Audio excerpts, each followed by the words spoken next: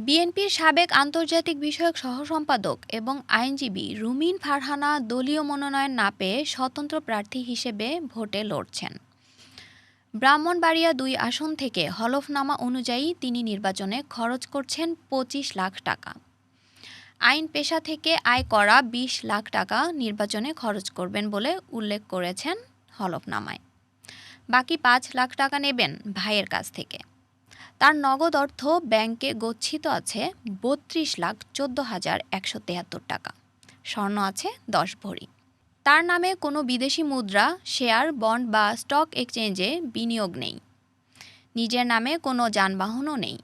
কোনো ব্যাংক বা আর্থিক প্রতিষ্ঠান থেকে ঋণ গ্রহণ করেননি বলেও উল্লেখ করেছেন তিনি।